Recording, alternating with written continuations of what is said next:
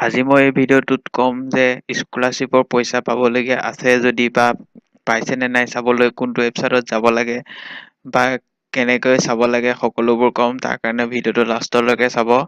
আৰু যদি আপুনি নতুন তেনেহ'লে প্লিজ ছাবস্ক্ৰাইব মাই চেনেল। প্ৰথমে আমি যাব লাগিব google.com।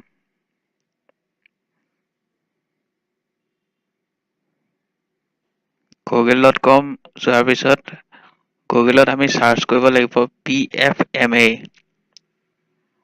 PFMA বুলি চাৰ্চ কৰি পেলাই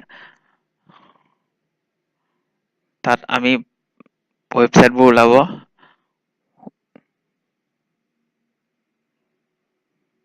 ৱেবছাইটবোৰ প্ৰথম ৱেবছাইটটো PFMA এনেকুৱা ধৰণৰ ওলাব এই ৱেবছাইটটো। এই ৱেবছাইটটো আমি ক্লিক কৰিব লাগিব। তাৰপিছত সেই ৱেবছাইটটো খোল খালে ন' ইয়ৰ পেমেণ্ট তাত চাৰ্চ কৰিব লাগিব, আমি ক্লিক কৰিব লাগিব।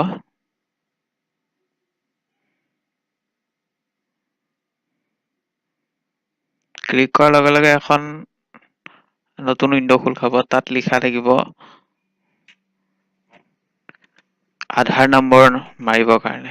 আধাৰ নম্বৰৰ লগত যদি জড়িত আছে তেনেহ'লে আধাৰ নম্বৰ মাৰি চাৰ্চ কৰিব পাৰে। আৰু এটা বেককেটত চাইডত এটা অপচন আছে বেংকৰ একাউণ্টৰ দ্বাৰা।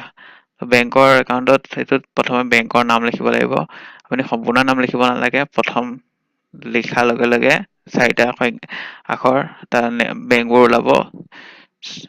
চিলেক্ট কৰিব লাগে বেংকটো। তাৰপিছত একাউণ্ট নম্বৰ কনফাৰ্ম কৰিব লাগিব। তাৰপিছত ইয়াত যেনেকে ধৰণে আছে তাত সেনেকুৱা ধৰণে লিখিব লাগিব। লিখি পেলাই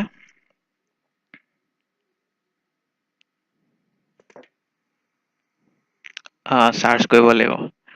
চাৰ্চ কৰাৰ লগে লগে গোটেই ডিটেইলটো আহিব, কিমান টকা পাইছে আৰু কেতিয়া পাইছে। Thank U.